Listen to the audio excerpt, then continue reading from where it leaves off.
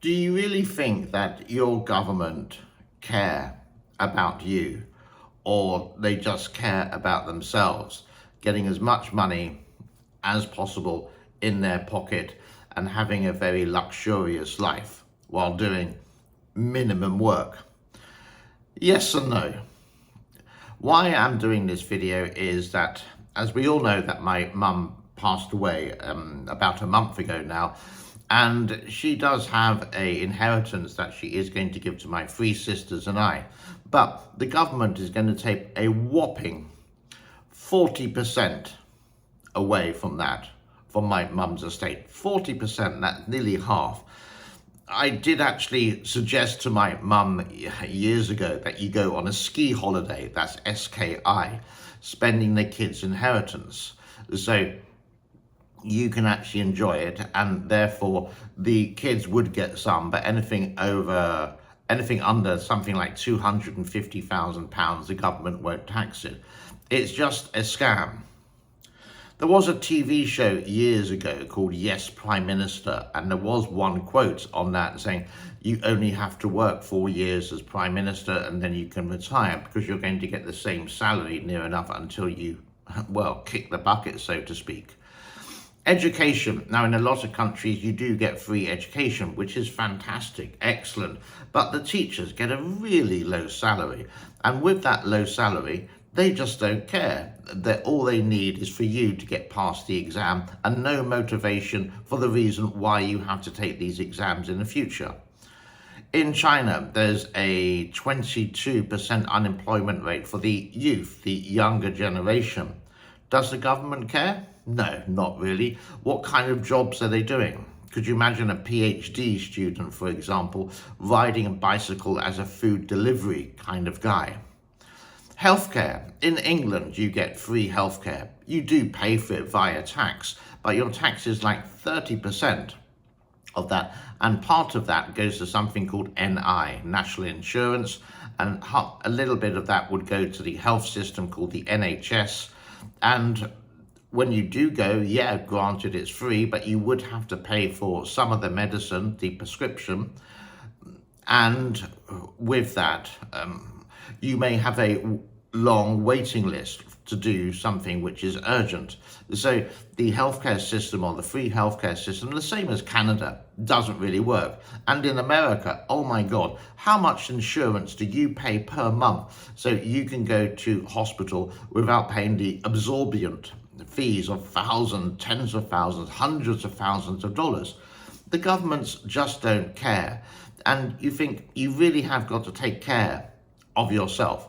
In other words, you've got to make sure when you get to your retirement age that you have enough money, or you have an income that's going to support you from, let's say, 60, 65, all the way until, unfortunately, you pass away. This is basic life. The government is, well, what they're going to give you. If you work in the military, for example, in the US, I think your pension is round about, what, $2,000 a month? Is that enough to live in America? No, I think the minimum now in the USA is 4,000 American dollars. In the UK, it's incredibly expensive. And I would say, whew, how much would you need per month to live comfortably? Not a rich life, comfortably. You would possibly need at least £3,000, maybe £4,000. Gasoline, for example, 1 litre is 1.48, and in some places it even goes up to 160, 170, 180. And that is expensive because of the tax system. Now, bad things like smoking, for example. How much is a packet of cigarettes nowadays? Let's say 10, maybe 15 American dollars. How much of that money is tax? And what do they do with this money? That's the whole thing. We hardly ever see it. There are some benefits that do happen, and when they do go to motivate people for elections or say, I'm the best one, then it's talking the talk, but definitely not walking the walk. I would say the only president that I ever saw in my lifetime who actually did something for the people would be Donald Trump. Now, you can agree or disagree, but let's be honest. What has Biden done? Apart from sleep, nothing. What about Obama? What did he do? Well, he was a nice guy, but nothing. What did Trump do? Well, he met the North Korea dictator. He built up relationships. He was like a businessman. He didn't need the money. He just wanted to drain the Washington swamp. And that's why there are so many people against him, because their life would be turned upside down. And if it was turned upside down, they lose money and life becomes inconvenient. And CNN, for example, supported them.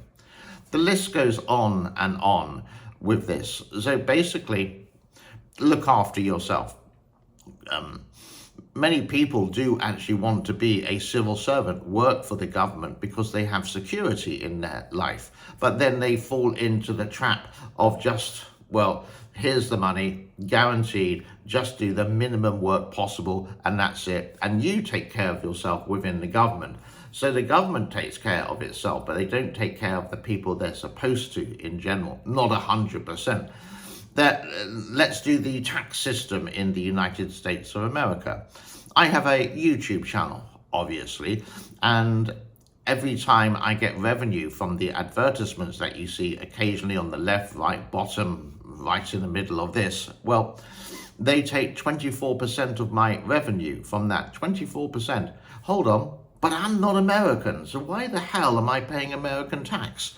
And trying to get the money back, the US government owes me like 2,900 American dollars.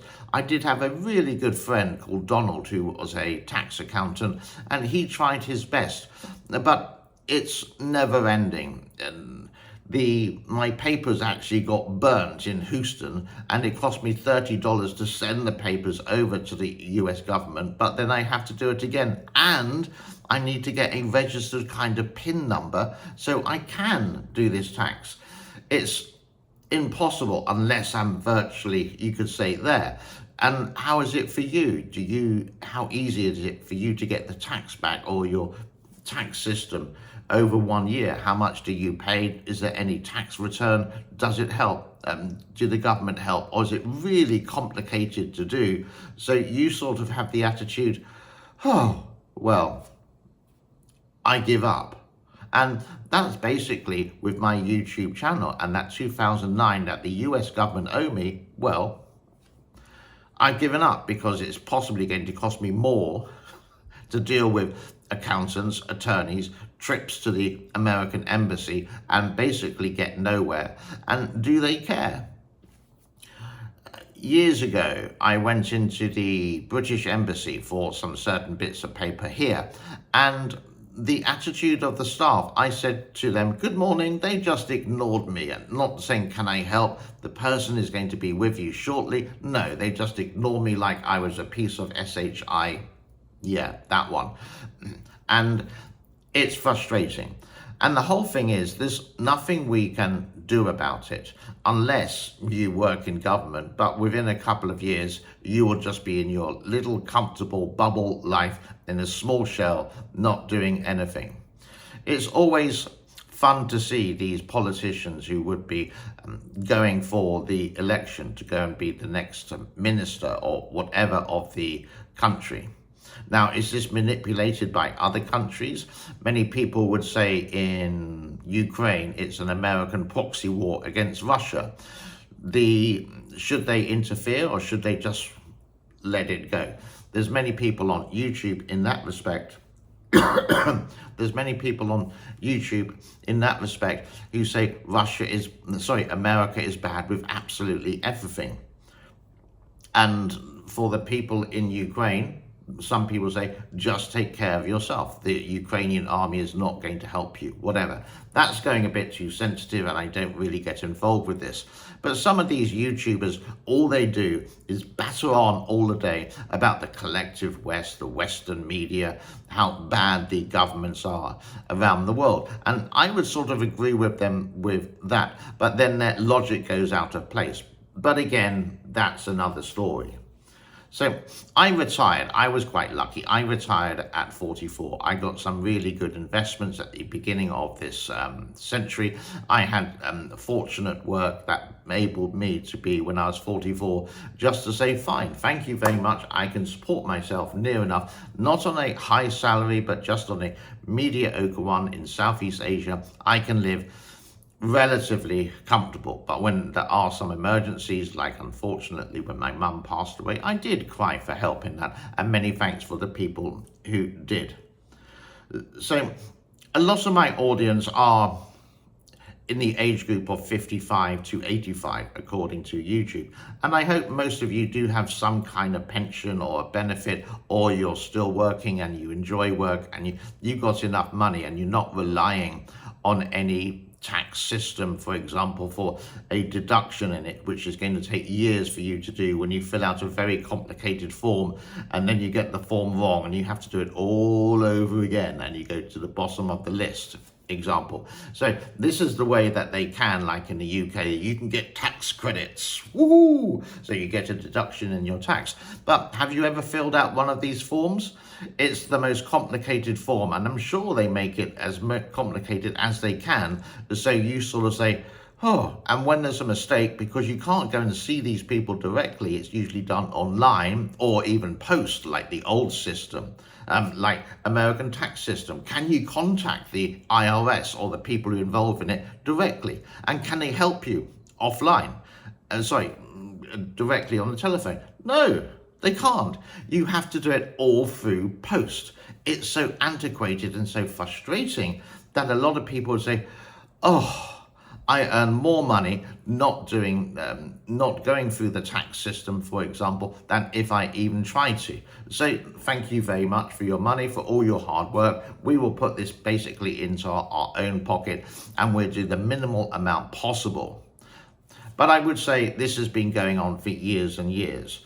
And for anyone who's like sort of thinking of retiring or what the future is like, don't rely on a state pension or a retirement fund from the government. It's not going to be enough for you in the next 30 years. Make sure you do have some kind of investment, whether this is property, whether you rent, whether you want to gamble in the financial market, if you want to open up your own business, to emigrate to a different country where it's a lot cheaper, but you still get your retirement fund there. You could say exactly sort of the thing that I'm doing here in Cambodia. No way would I live in the United Kingdom. One, I definitely couldn't afford it. And two, even though, as I said, you still get taxed regardless, which is like, oh, and it's just so expensive.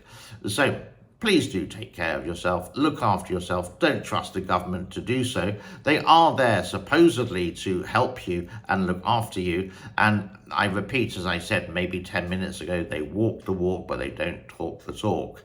If you like this video, please do give it a thumbs up and share this with your friends. If you want to help the channel in any form, shape or way, all the links to the financial support are there below. Many thanks to the gentleman who did actually give me $99 yesterday. Thank you. That's going into the Kitty Cat Christmas Fund. So maybe we can get them a couple of extra presents. So that's a big thank you. Let's leave it there for today because I rambled and ranted long enough. Have an excellent day. And bye-bye for now. Cheers.